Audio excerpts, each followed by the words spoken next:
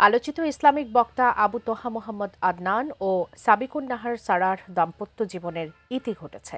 সাম্প্রতিক টানাপোড়েন ও ব্যক্তিগত দ্বন্দ্বের পর শেষ পর্যন্ত বিচ্ছেদের সিদ্ধান্তে পৌঁছেছেন তারা। বিস্তারিত জানাচ্ছেন আরিফ হাসান। কাবা ঘরের গেলাফ ধরে কানলেও আপনি আমাকে যে মিথ্যা অপবাদটা দিয়েছেন এটা মাফ হবে না যতক্ষণ না আমি মাফ করছি। ওনাকে অনেক ভালোবাসি, আমি ওনাকে অনেক ভালোবাসি। আমি আপনাদের বোন, জাস্ট আমি ওনাকে ফিরে পেতে চাই। দেশের আলোচিত সমালোচিত ধর্মীয় আলোচক আবু তোহা মোহাম্মদ আদনান, যিনি ধর্মীয় অঙ্গনে ব্যাপক জনপ্রিয়তা অর্জন করলেও সাম্প্রতিক পারিবারিক বিতর্কে সেই জনপ্রিয়তা ঘিরে তৈরি হয়েছে তীব্র আলোড়ন।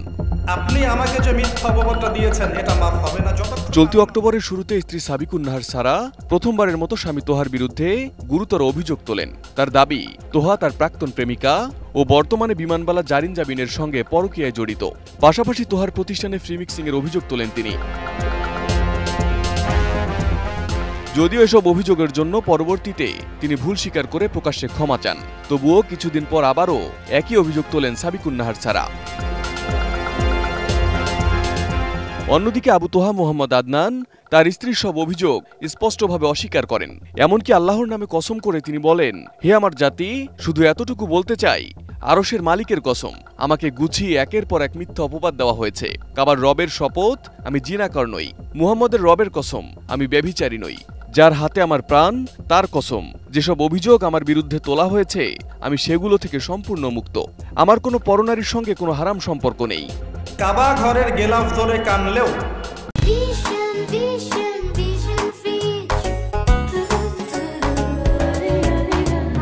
কাবা ঘরের গেলাফ ধরে কানলেও আপনি আমাকে যে মিথ্যা অপবাদটা দিয়েছেন এটা মাফ হবে না যতক্ষণ না আমি মাফ করছি। কথা কি বুঝতে পারছেন? মনে করেন আপনি আমাকে মিথ্যা একটা অপবাদ দিয়েছেন এবং ধুয়ে রেখে দিয়েছেন একদম মিথ্যা অপবাদ দিয়ে।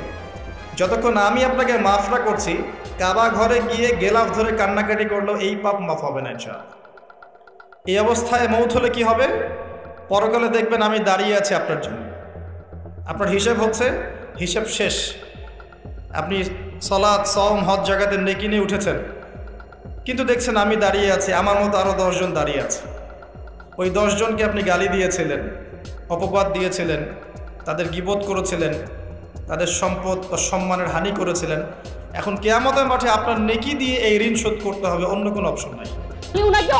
প্রথমবার এমন অভিযোগ তোলার পর স্ত্রী সাবিকুন নাহারের সঙ্গে সম্পর্ক স্বাভাবিক করলেও কিছুদিনের ব্যবধানে আবারও একই অভিযোগ তোলায় বিচ্ছেদের ইঙ্গিত দিয়ে পোস্ট দেন তোহা আদনান।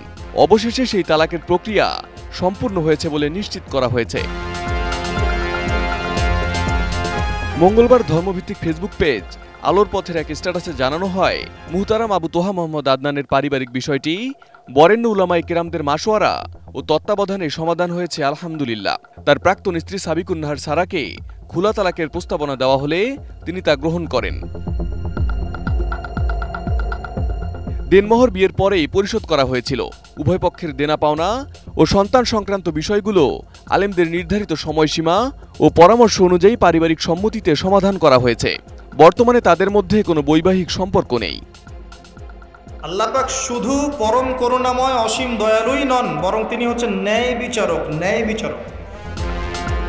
Arif Hasan, ATN news.